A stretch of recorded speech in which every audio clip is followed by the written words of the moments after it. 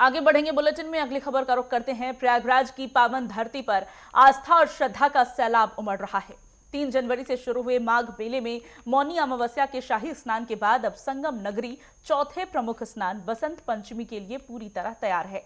ज्ञान और विद्या की देवी मां सरस्वती को समर्पित ये पर्व इस बार माघ मेले का विशेष आकर्षण होगा।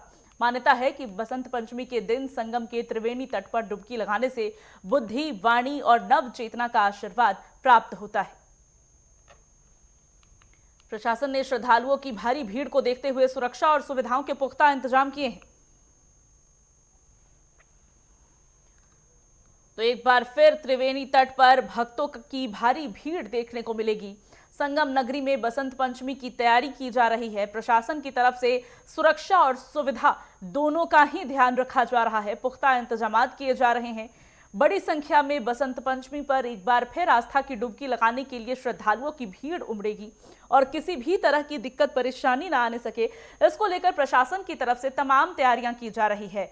माघ मेले में बसंत पंचमी के अवसर पर यह पवित्र स्नान एक खास आकर्षण का केंद्र भी बनने जा रहा है और संगम नगरी एक बार फिर आस्था की एक अनोखी डुबकी के लिए तैयारी कर रहा है।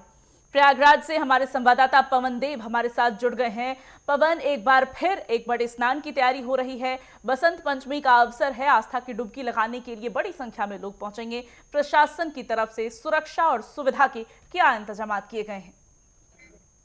बसंत पंचमी का जो स्नान है वो बेहद खास स्नान इस बार का रहेगा, क्योंकि मौनी अमावस्या का जो स्नान पर्व रहा 4.5 करोड़ जो श्रद्धालुओं ने संगम में आस्था की डुबकी लगाई थी।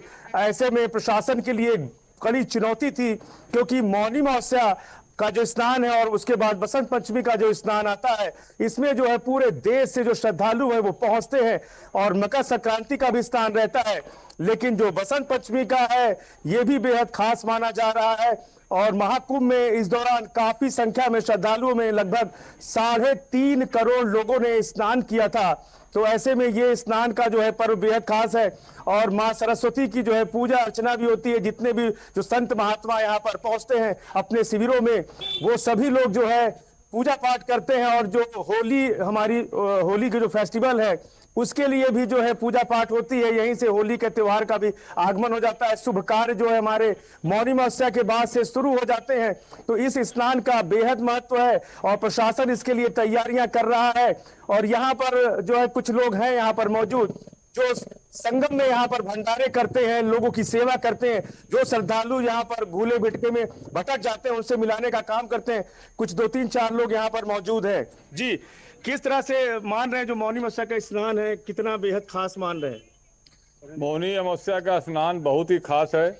हम लोग बट विश्वास अचल निज धर्मा तीर्थ राज प्रयाग सुकर्मा। तीर्थों का राजा प्रयागराज है और प्रयागराज में लोगों की आस्था जुड़ी हुई है। प्रयागराज में लोगों का विश्वास है कि प्रयागराज में एक बार गंगा जमुना सरस्वती में जो लोग डुबकी लगा देते हैं वो अपने आप को धन्य समझते हैं और बहुत सौभाग्यशाली समझते हैं।